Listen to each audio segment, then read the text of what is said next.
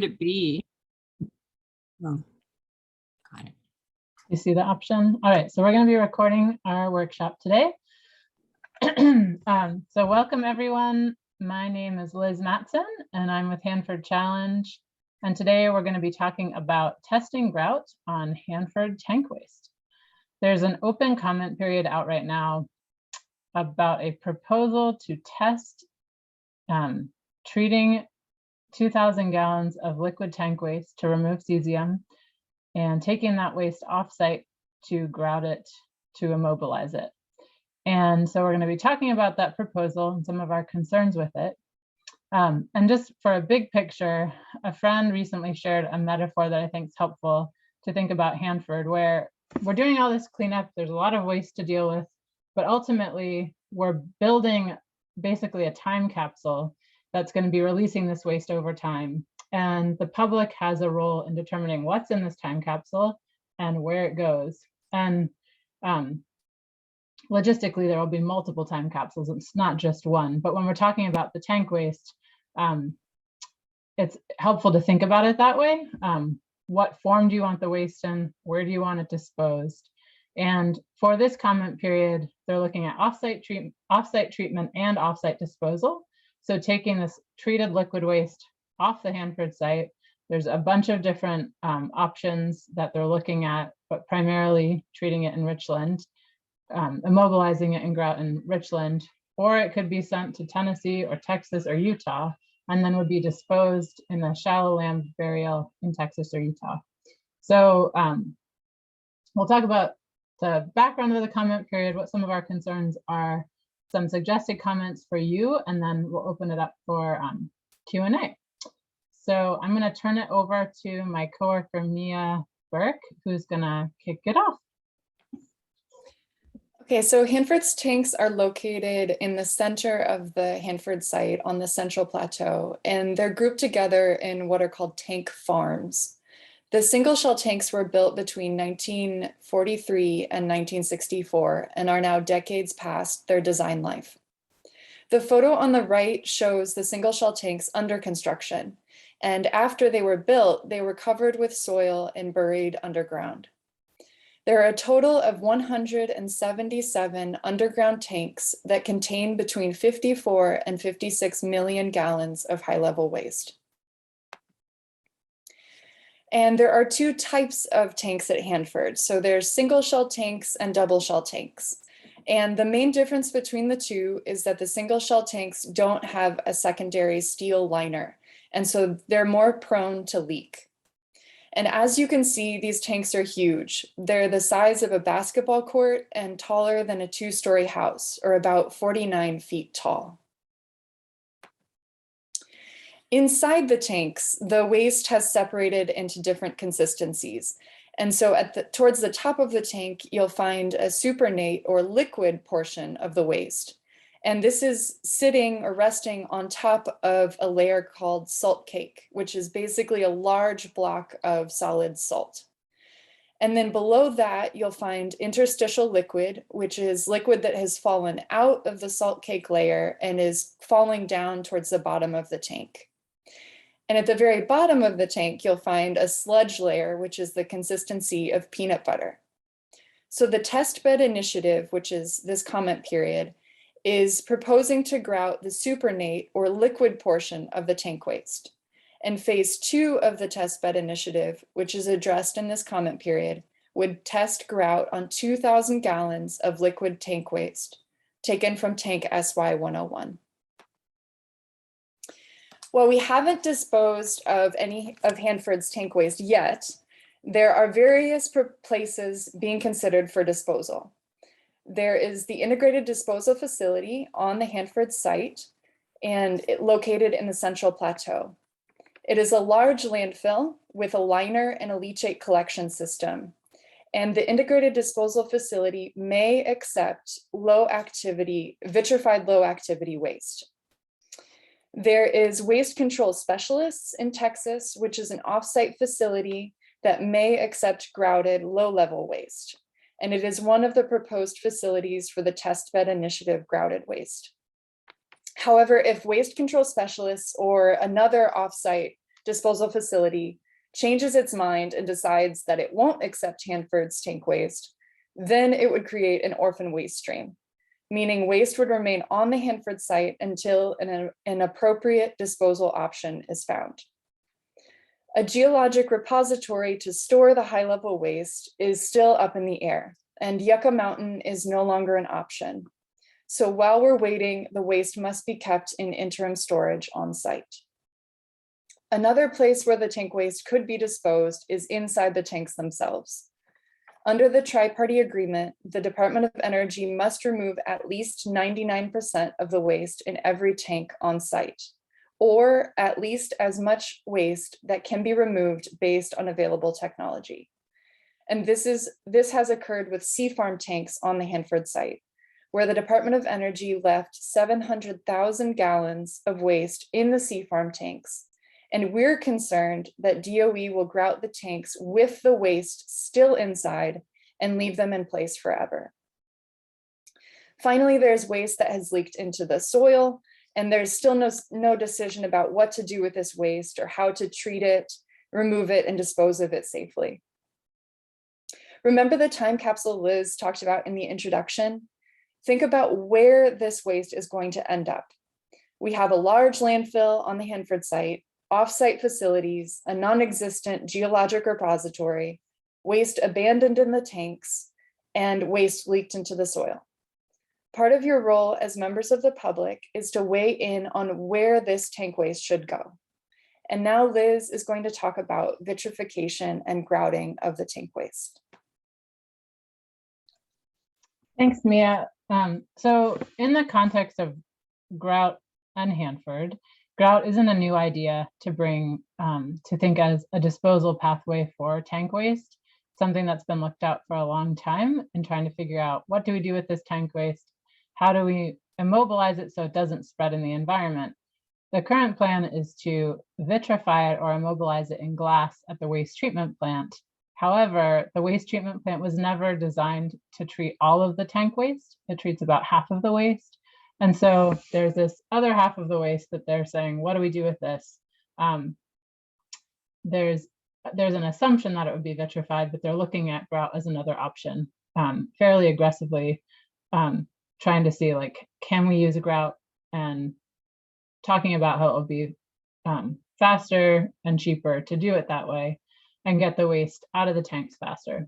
We have concerns about that, but it's this test, which is looking at just 2,000 gallons of liquid tank waste, is part of this bigger picture of, can we bring grout to Hanford and use it to deal with this other portion of the tank waste? But there's other pieces at play here. And part of our concern is that it may take energy, time, and resources away from vitrification.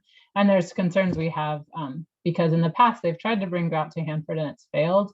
And we don't want that failure to be forgotten in as a lesson learned to inform the future. And the next thing I'm going to talk about is the phases of this testbed initiative. So it's kind of right now been set up as a three-part process. Phase one, what already happened? They took 3 gallons of tank waste samples, grouted it, and sent it to Texas. There wasn't really any public involvement. No one really knew what happened until after the fact. It wasn't publicized. That's not the case for this phase. We're in this open public comment period now, looking at the Department of Energy's ability to take these 2,000 gallons from one tank, treat it in the tank, remove cesium with a device that they put in the tank, take that liquid waste out, put it in 6 different containers that would be taken off-site, and then that liquid waste would be grouted at one of these off-site facilities they've proposed. That's phase 2. Then phase 3 would be looking at 500,000 gallons of liquid tank waste. And then the big concern is the implication for this larger volume of waste, which is around 28 million gallons of liquid tank waste that could be kind of a target for grouting, the supplemental low activity waste. And that's what we're really concerned about. 2,000 gallons doesn't sound like a crazy plan except when you really think about the implications for this green lighting, this larger scale process, and all the waste volume that would create. And next, I'm going to kick it off to Tom, who is going to talk about the waste incidental to reprocessing process that we're under to take this waste and say that it's not high level waste. Right. So this is an important part of what's happening with the Hanford cleanup right now. And it's a very controversial process that the Department of Energy started on back in 1999 when they passed an order, which is an internal set of rules, basically not subject to public oversight. It wasn't promulgated. It wasn't in the Federal Register. There was no comment period. They just kind of put it out there. And under the terms of this order, they gave themselves the authority to call tank waste and other waste not high-level waste. Yet there is a statute or a law that was passed by Congress, signed into law, and that's in the Nuclear Waste Policy Act. And that is a source-based definition that says high-level waste comes from the reprocessing of spent nuclear fuel.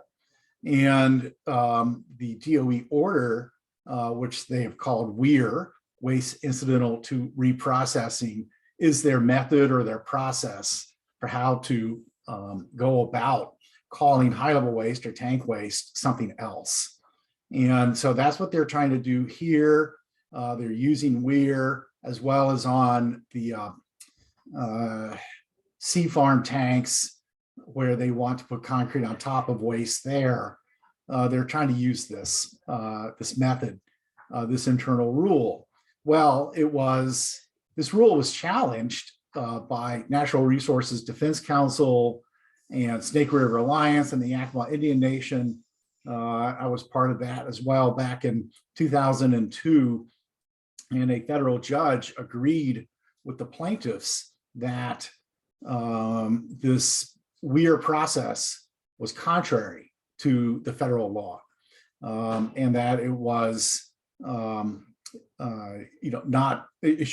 he invalidated this process, especially because they had impermissible factors such as economic factors in deciding what was or what was not high-level waste.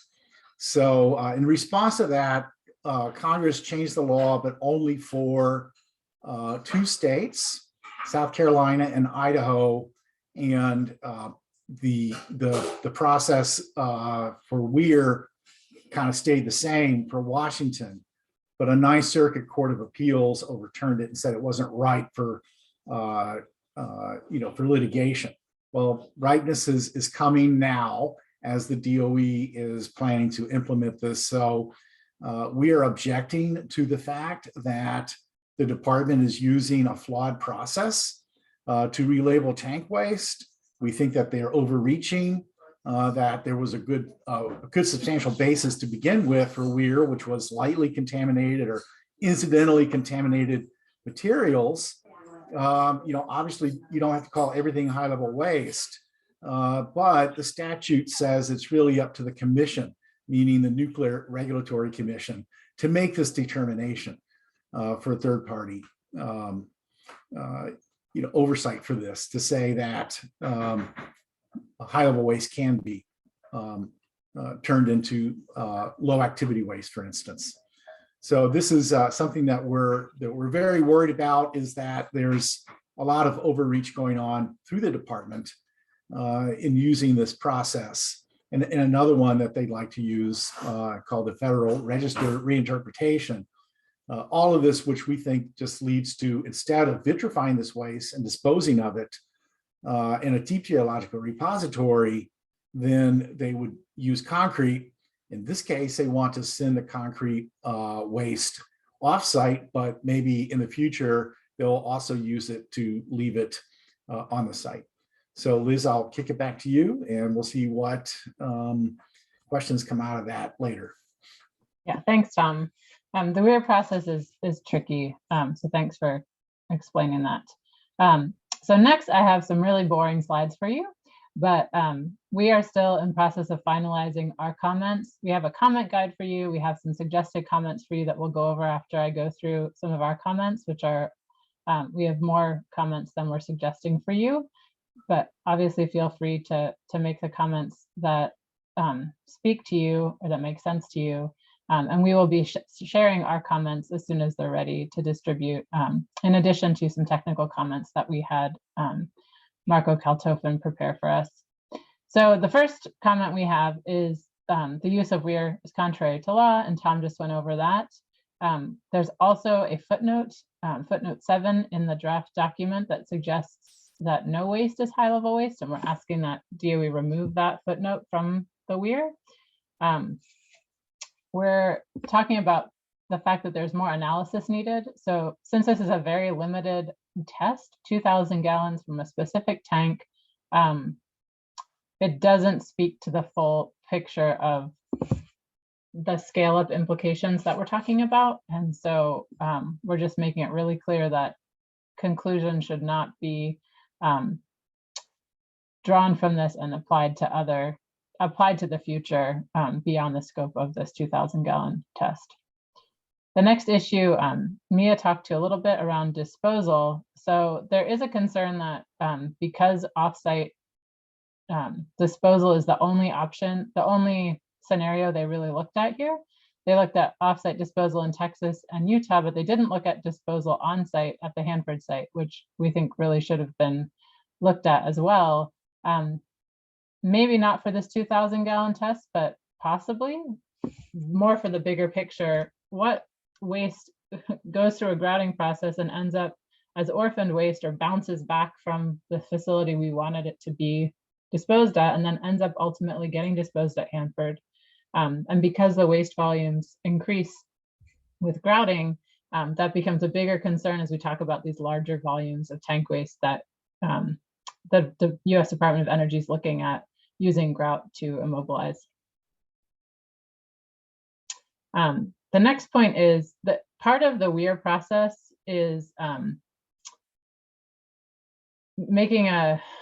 analyzing the technical and economic practicability of the treatment options. So for example, for removing key radionuclides, they're just focusing on removing cesium-137, and it removes a little bit of strontium-90. They're saying that it's technically and economically impracticable to remove any more radionuclides or try to. But the way they analyze it in the document is just this laundry list of reasons that doesn't really go into a point-by-point analysis. And we think that that's necessary because often these documents are used as a blueprint for the future, and we want that analysis to be in more depth that explains why it's technically impracticable to remove more radionuclides. Part of the WIR process is there's 3 criteria. The third criteria is immobilizing the waste in a solid physical form.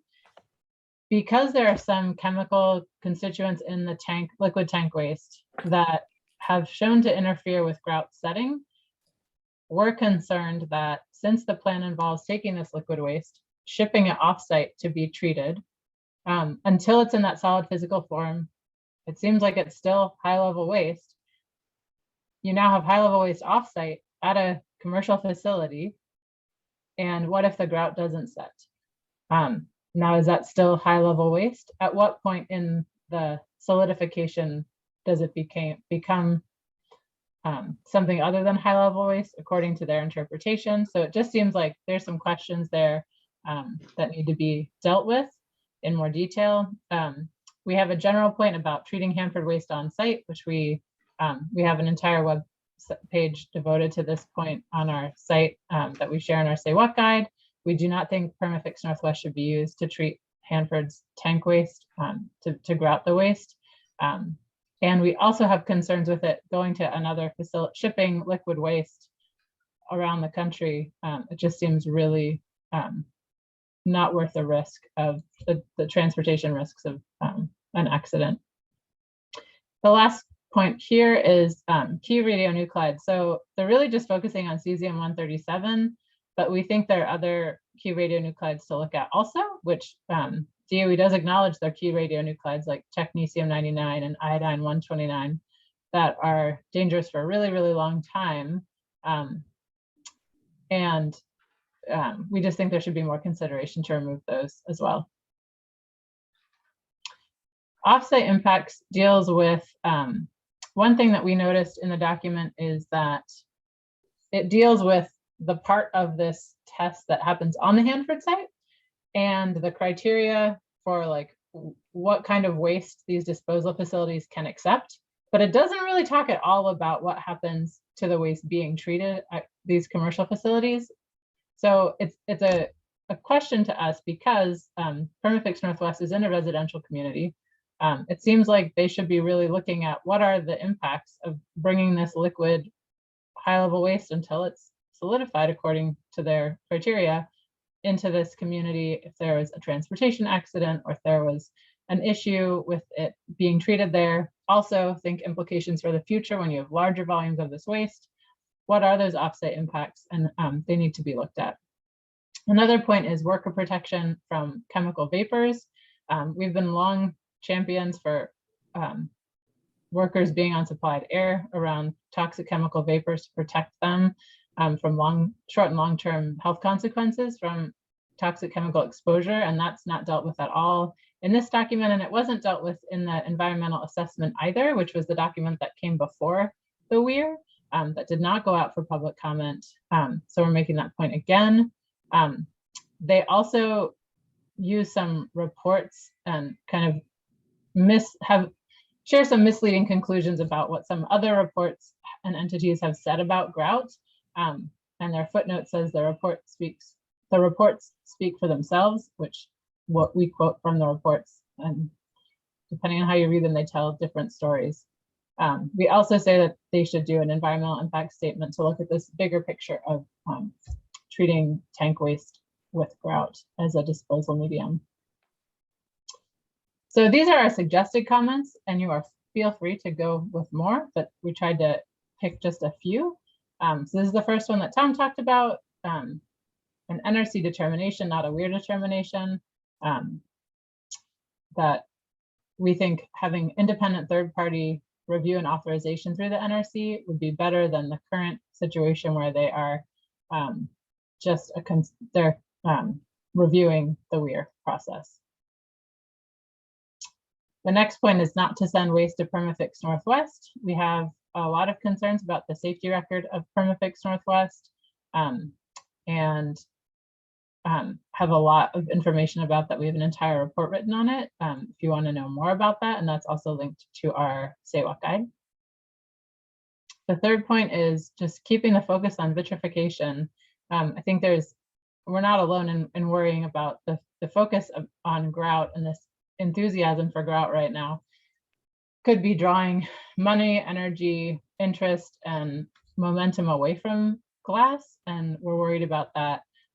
There has been for a while this idea that we want a waste form that's as good as glass, and grout has not proved to be as good as glass yet. Maybe someday it will be, but it's not right now. And so we want the focus to stay on vitrification or immobilizing the waste in glass.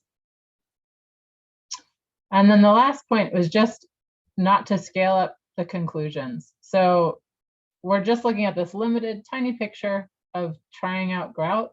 One thing they have said openly is that they're really testing out not just does grout work, can we do this, but also testing out the regulatory process through putting these documents through. And if you read the WIR, it's not very detailed. It takes maybe an hour or two to read it, which for something that has such big implications was a surprise to us because of its implications for the future. So we don't want any conclusions used to justify greenlighting this process in a way that builds a ton of momentum before there's enough information to really back it up. So we've got a Say What guide. We'll share it in the chat for you. And then we're going to open up to questions, and we'll have this video to share with you. We know this is complicated. I hope what we said today was understandable. And there's a few other people on the call today that may also be able to help explain the comment period. So we'll open it up. Thanks so much. And you can just unmute. Yeah, go ahead, Jody. So because I'm not from there, I'm sorry, but Perma-Fix Northwest, is that on Hanford site or is that in Richland? It's off the Hanford site in Richland. And why, you said that they're sloppy in their workmanship, or why is it that you don't want the grout sent? Why is it that you don't want the waste sent there? I'm sorry, I just didn't catch Yeah, that. no, we didn't go over that in detail. Oh. Tom, yeah. Tom, do you want to go over that? We have an entire report too that has more information, but Tom can go over some of the details. Yeah, this is an off-site facility. It's fairly close to Hanford. It was started and, is now run by kind of former Department of Energy managers to come up with a cheaper process for dealing with low activity waste at Hanford. I got it. And they don't have a very good reputation. They don't have, there's, as we document in our report, they've had a couple of fires in 2019 that they did not report to the public, and which one a Department of Ecology inspector called nearly catastrophic. They've had overexposures to workers at this site. And a lot of waste is planned to go to this facility when Hanford itself has the capacity to treat this waste themselves on site. And Hanford has some advantages for that. It's more remote than the Perma-Fix site. It's more transparent than what Perma-Fix is and has been. There's more regulations that apply. So we're not comfortable with how Perma-Fix has run its business, and we're not commenting on whether or not Perma-Fix should be there or not. We just are commenting on it from the perspective of, is this really where we want to send waste from the Hanford site to be treated? Thanks, Tom. Aren't Richland people upset about that? Some, yeah, sure. We've heard from some folks. There is a daycare facility less than a mile away. There's growing residential community around this facility. And, a bad day at that plant could really impact a lot of folks. Thanks. Laura and then Elizabeth. Hi, Tom. Hi, Liz. Thank you for doing this. I came in late, but I'm ever trying to understand the Hanford process. My question is, just to make sure I understand what's going on. So the testbed initiative is empty tank waste, sort it, remove cesium, strontium, then vitrify the low level waste, and then it's buried at Hanford. And to do more of this, they're going to be sending some of the tank waste off, grouting it, and then sending it off to Texas, which, by the way, I learned does not want the waste. I was on a webinar the other day. They're concerned about getting waste there, but that's another question. Anyway, so then this grouted tank waste transported, I feel dangerously, to someplace like poor Texas, and then it's separated and treated. Is that correct? Almost. It's waste is scheduled to be vitrified at the Hanford site, and it is low activity waste, and using a different system called the tank side cesium removal. This is another process called testbed initiative, and they would do in tank, what's called in tank precipitation, basically, and use something called totes to treat liquid waste, remove cesium. Almost everything else goes into these totes, and then it would be shipped off site for treatment and then disposal at another facility, which they don't have lined up yet. At least one of our objections is they have oral agreements, maybe, or it's like, saying, yeah, we'll probably take that, but there's nothing in writing So we'd like something a bit firmer, before you start vitrifying, before you start putting this stuff in concrete, which earlier DOE and contractor, studies have said is 100,000 to 1 billion times less effective than vitrification. So this is a Westinghouse study. So they know it's not as good. It's not going to contain these long-lived waste products. And I think the selling point for this is, but it's going to go off-site, so it's going to go away. However, that's far from clear. Okay. Is it dangerous to transport this waste? Is it high-level waste? Well, Potentially?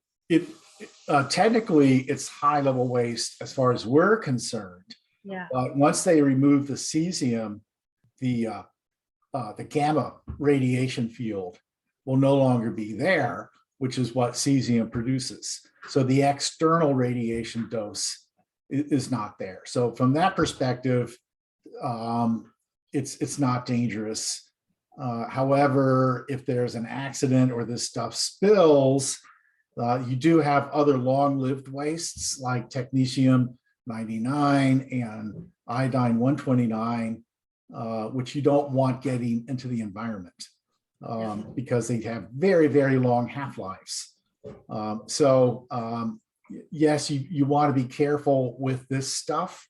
There's also ammonia and other chemicals in the waste that won't be taken out by the in-tank treatment process they're proposing.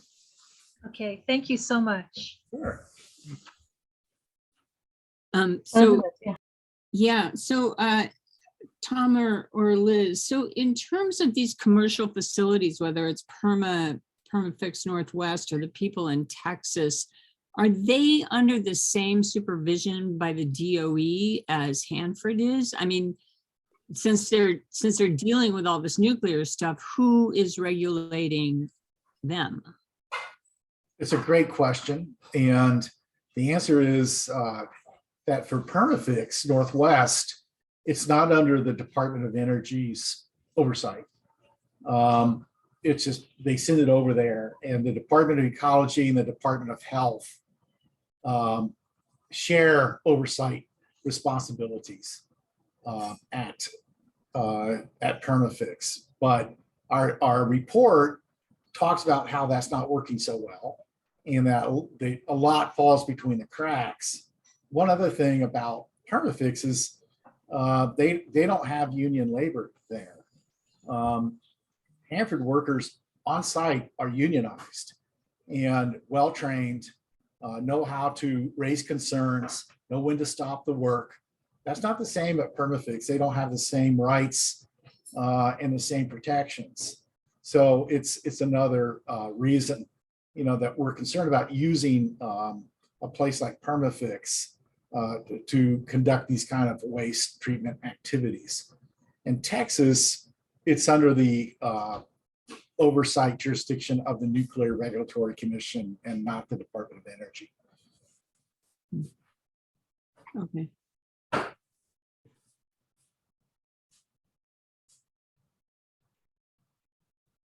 Jody. Go ahead, Jody. Sorry. I have a question about the other waste in the tanks. I mean, all of this is only about the liquid waste, and what about the rest? Isn't that dangerous? I mean, and is that just in a really long-term plan or what? Yeah, and this is almost, in a way, a no never mind. I mean, by the time it's going to be so much waste still there that we wonder why so much focus is going onto this, because the big issues are really all this high level waste in these tanks, which really needs to just be vitrified. And there are new technology breakthroughs in vitrification that make it feasible to go beyond the 40 or 50% vitrifying of Hanford waste to possibly all of it. So we think obviously energy and time and money ought to be put into that so that we have a good solid waste form. And then this kind of waste really does belong in a deep geological repository, especially the really long-lived stuff and the high rad stuff. And we talked, it's just a lot. There's a lot of moving pieces with Hanford's tank waste. That the plan has always been, the plan was, okay, we're going to vitrify this waste, we're going to mobilize it in glass. But we have a lot of waste. The process to build the waste treatment plant where it would be vitrified and separated into two different waste streams, so low activity and high level waste, has had a very colorful history that's involved a lot of delays and cost overruns and mismanagement. Right now, we're kind of at the point of getting to see if the latest plan, which is called direct feed low activity waste, will work, where they're going to take, this is what Tom was talking about, where they have a treatment facility to remove cesium, where they pump liquid waste from the tank through this through these resins to remove cesium, and then the waste goes to a treatment facility they've already built called the low activity waste facility, where it goes into these really hot melters and they mix it with glass, and then that waste stays on the Hanford site. We should see how that works in the next few years. This testbed initiative is kind of like this. It does feel a bit like a distraction, but some people would say it's, you know, really urgent that we figure out what to do with the second half of the waste that was never going to work. The waste treatment plant was never designed to treat in the first place. There's some new information that potentially we won't even need supplemental low activity waste, that the existing melters, the throughput will be high enough that they'll be able to get through all of the waste at Hanford. And that's part of this, like, well, let's see if that works first before we commit to some whole new treatment system. And we know with DOE's track record that building just big projects don't work so well. And maybe that is why they're trying to do this tiny little pieces to test out grout, but it also kind of hides the larger implications. I don't know if that helps explain that big picture, but then the other part of the tank waste, there's also waste that's leaked from the tanks. There's no plan at the moment for what to do with that. It's pretty much probably just going to stay there, even with people fighting to have it removed. It's complicated to remove it. There's no question of that. And part of the plan with any waste that's left in the site at Hanford is to put a barrier on top, which the idea is you put a barrier on it and it keeps any water from going and pushing the waste into the groundwater. So that's kind of the idea with waste that they leave in the tanks or the that's in the ground. And they also have something called a pump and treat system that pulls contaminated water out of the ground, treats it, and then re-injects it, which removes some things, but it doesn't remove everything. So just to review that, like we have like waste that half of the tank waste would go through vitrification and be separated into two waste streams. And only 10% of that waste is considered high level waste. And that's the worst of the waste. That's the waste we're most concerned about. And that's probably the longest out in terms of actually having a treatment facility up and running that can immobilize it in glass. And that's the waste that has to go to a deep geological repository. That's the rule. It cannot stay on the Hanford site. But the catch is there isn't a deep geological repository, so it would be an interim storage.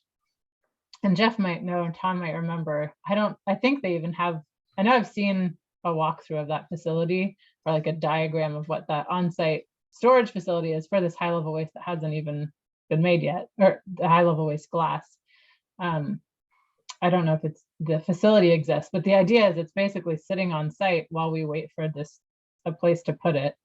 And then most of the low activity waste glass would stay at Hanford.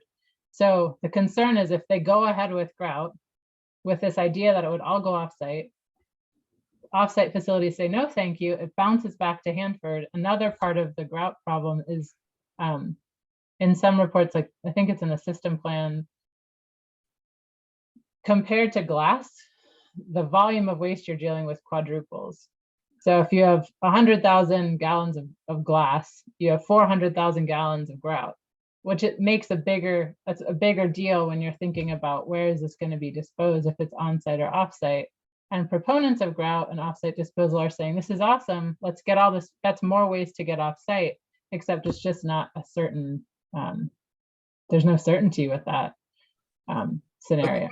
The big concern for us is also just that the Department of Energy, to save money and time, will declare that almost all of the tank waste is low activity waste or something other than high level waste. So we're keeping a sharp eye on that to make sure that's not where they end up going. And I think Laura, you have your hand up. You're on mute.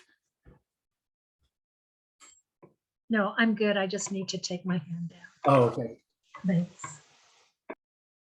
And one thing I did, this is my fault, Mia. I'm pretty sure it's 70,000 gallons left in Sea Farm. Is that right? Yeah. Yeah. So that's my fault that we had. In 500,000 Furies.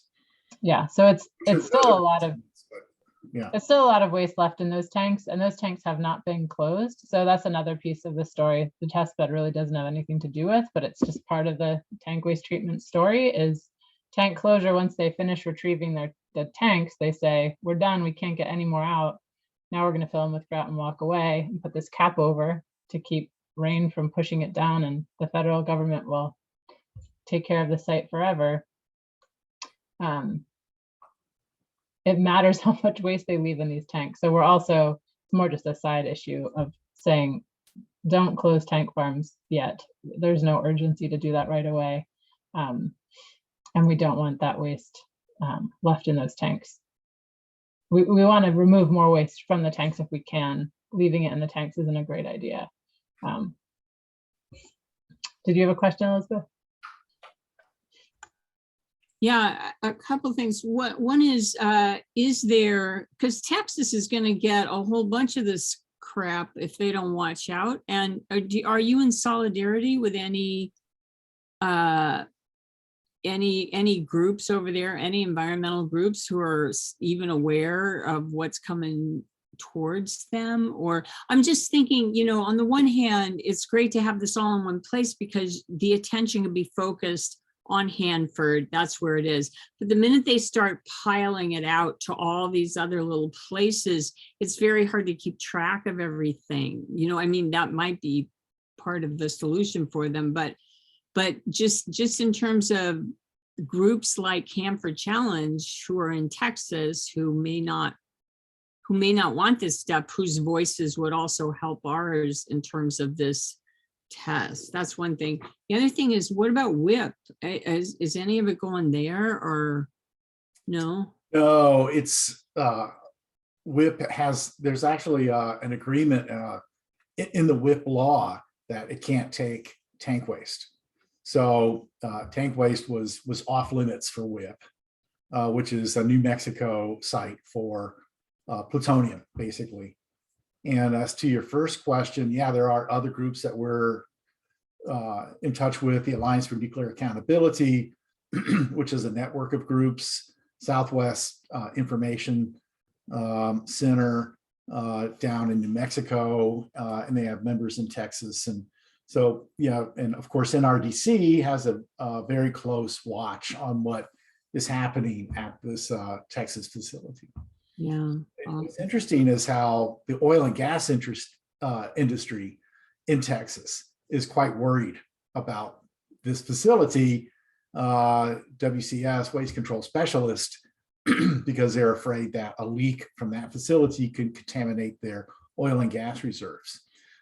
So they're throwing their weight around down there in Texas now. And of course, they tend to get their way when they set their cap against something in Texas.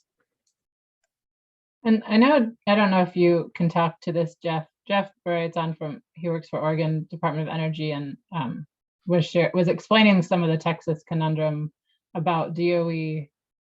Can you explain that at all, Jeff, about DOE saying that they would be taking over this facility in the future? Yeah, hi. Oh, I've got my old, oops, I was on an alumni event a couple weeks ago. So as I understand it, there is an agreement between waste control specialists who currently owns and operates the waste control specialists facility in Texas and the federal government.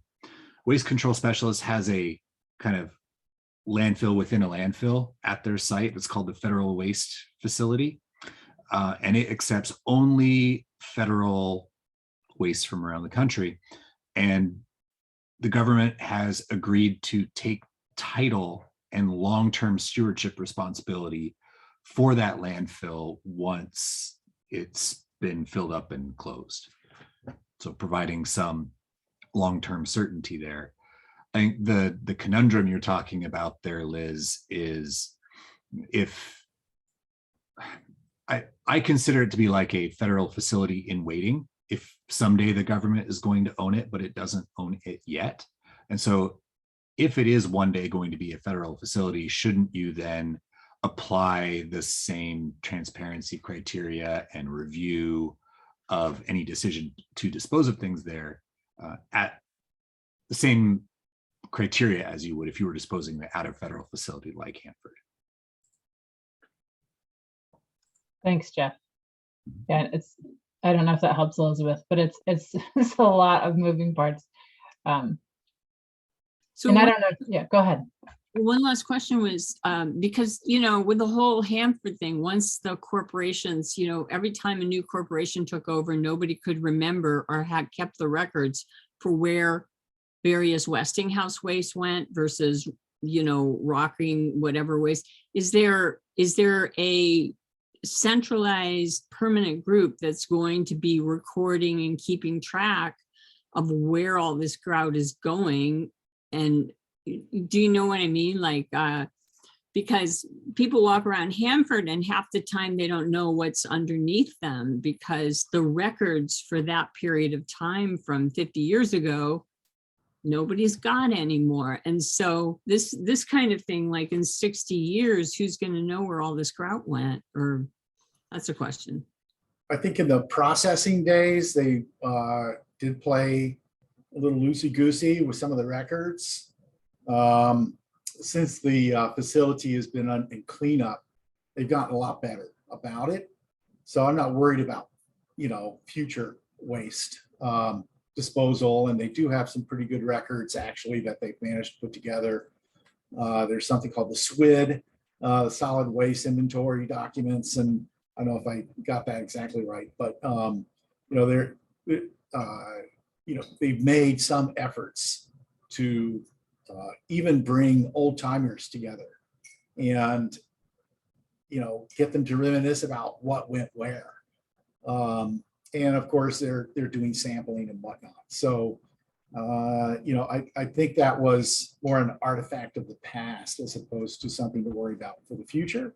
And we could always be surprised by something that, you know, I mean, that's what a surprise is. It's like, what? No one knew that. So anyway, if Jeff, and also you work on this too. I don't know if you have an additional response other than what I had to say. No, Tom, I think I'd agree with you that in the modern day, there is better record keeping of what's going where, especially when it's being disposed at a landfill as opposed to, you know, around on the site. There are manifests there, you know, in modern landfills, they will geotag the depth and location of where everything goes. And then the question is, what's your long-term records management strategy? DOE has an entire arm called legacy management, and one would assume and hope that those kinds of records are transferred over as part of management of long-term stewardship for facilities. Thanks, Jeff. Any other questions? Liz, this is Jim. Yeah, go ahead. Hi, Jim. Hi. Hi, everyone. I was just curious that in the comments or the chat section, I saw the 2 links. Is that everything we need to comment? Yes, I think everything is in the Say What guide. The suggested comments is just an easier way if you wanted to be able to copy and paste the suggested comments, but the Say What guide has links in it. The only thing that's not in there, because we haven't put it out yet, is the comments Hanford Challenge is going to be submitting. We're hopefully going to have them finalized today. So that's why I went over them in those boring slides, because there's a lot going on in this comment period. And then we also will have some technical comments attached to that. So hopefully you'd have that. We're hoping to get that out this afternoon and have it sent out to everyone tomorrow. And we can also make sure to send it to you directly so that you have them. And Elizabeth's asking, when are the comments due? Great question. They're due Wednesday by midnight on Wednesday, February 2nd. So you have 2 more full days. And if you don't have time to do really long comments, even just a few comments are helpful here. There's a lot of energy and momentum for this. A lot of people who just want this waste grouted and put off site. There aren't that many people raising questions or concerns. So just, I think it's important if you can get comments to get them out. We really appreciate it. And feel free to reach out to if you have other questions that come up. Perfect, thanks. Yeah, thanks, Jim. I have a question about where I reside. And so Yeah. the wondering as to why someone from Rhode Island is responding. Shall I just not make that apparent? I mean, I would say nuclear waste cleanup, the legacy of nuclear waste in this country is a national issue. It's not Okay. just regional. So I think you have a right to raise concerns wherever you go, especially knowing that there's offsite waste disposal at play here. And we're talking about other communities. And I think that's always so interesting. I mean, there's this idea of not in my backyard. I don't want this waste. Where should we put the waste? You know, why don't we have a high-level waste repository? Because nobody wants it. It's really political and hard to figure out where to put this waste.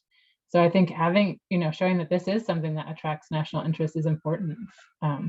However you want to do that. But thanks for asking.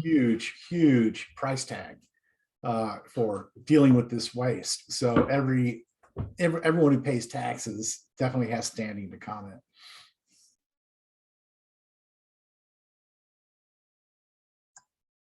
All right. Anything else?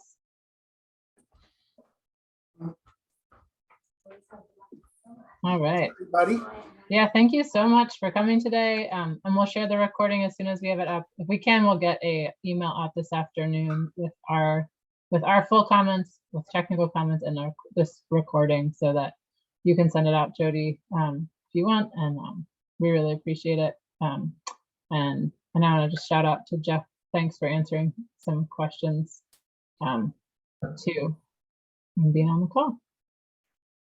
All right, enjoy the rest of your week, everybody. Great to see your faces, and Thank you. again soon.